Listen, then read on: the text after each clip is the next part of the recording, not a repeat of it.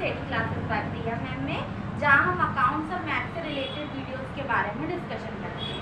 आज का हमारा वीडियो बहुत इंपॉर्टेंट टॉपिक यानी कि लेजर क्या होता है, लेजर किसे कहते हैं और लेजर का क्या क्या यूज़ होता है उसको हम समझेंगे। यदि हमारे चैनल पे आप नए हैं तो प्लीज़ लाइक शेयर करिएगा हमारी वीडियो को यदि आपको अच्छी लगे तो, और कमेंट करके ज़रूर बताइएगा कि आपको हमारी वीडियो कैसी। तो स्टार्ट करते हैं। सबसे पहले हम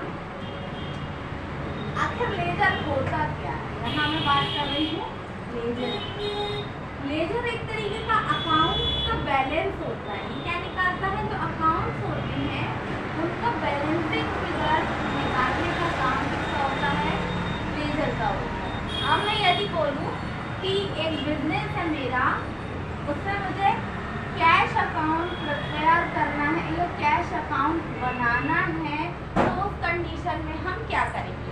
तो सबसे पहले जितने हम लेजर को जब भी उतने अच्छे से कर सकते हैं जब हमें ओवरऑल क्या बनता हो, जनरल बनाते बन। यहाँ पे मैं एक ट्रांजेक्शन 4-5 ट्रांजेक्शन आपको साइड में लेकर बता रही हूँ। जैसे मान लो मैंने कैश परचेज किया, तो ये कैश परचेज की एंट्री क्या होगी? Purchase debit to cash. मान लो मैंने सामान कैश में बेचा तो कैश डेबिट होगी, टू सेल आएगा। मान लो मैंने क्रेडिट ट्रांजेक्शन किया, राम नाम के पर्सन को, उसको भी सामान बेचा तो Ram debit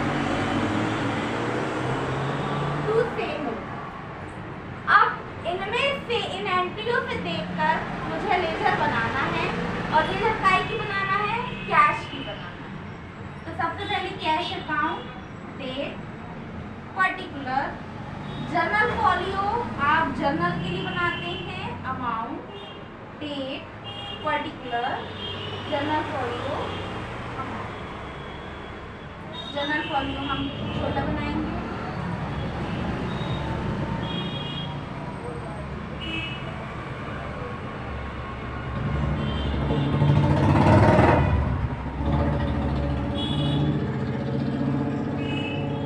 particular, journal folio, amount, date, particular, journal folio और अमाउंट।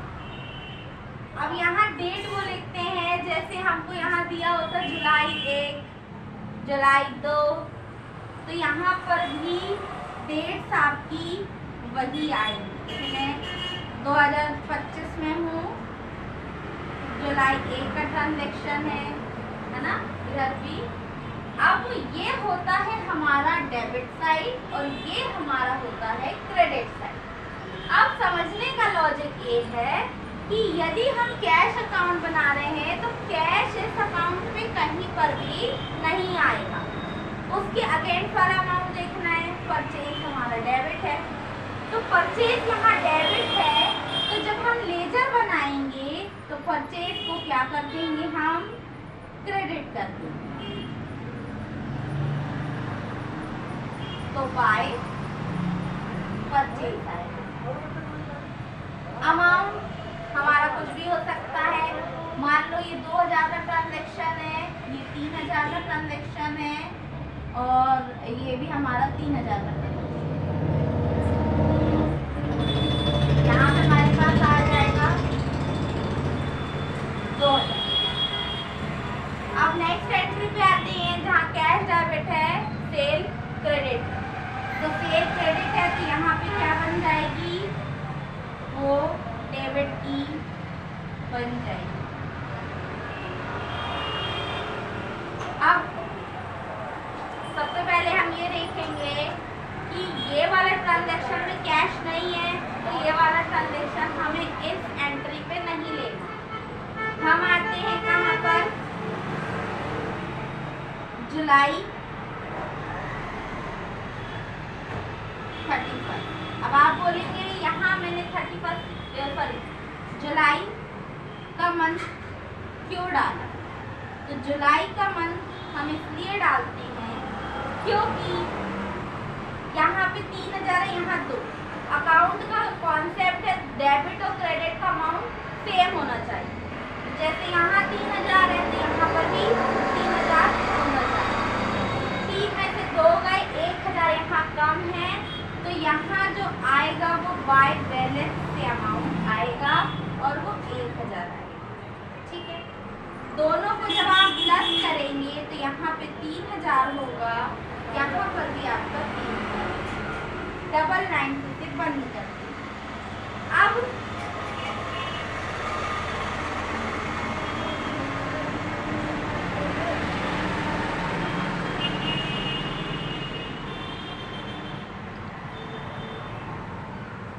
हमेशा जो बैलेंस सीडी होता है वो उस महीने की, यानी जुलाई से शुरू हुआ तो ये जुलाई की अंतिम तारीख को बैलेंस ट्रांसफर हो, यानी लास्ट डेट को हम बैलेंस को ट्रांसफर करते हैं।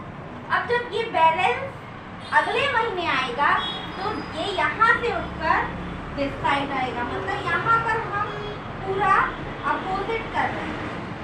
तो अगस्त 1 का टू बैलेंस ब्रॉट डाउन आपका बन जाएगा जो कि 1000 होगा। मतलब आपके पास अब ओवरऑल कैश कितना बचा है, कैश का बैलेंस कितना है, 1000 रुपये है। आपके पास लास्ट में 1000 रुपये बचा हुआ है।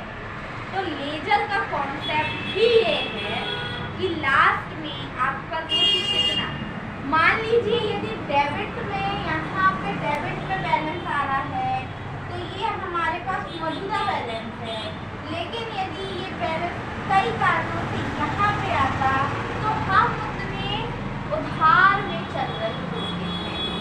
तो इन चीज़ों का भी आप बहुत ध्यान रखें कि कैसे हमें लेजर को समझना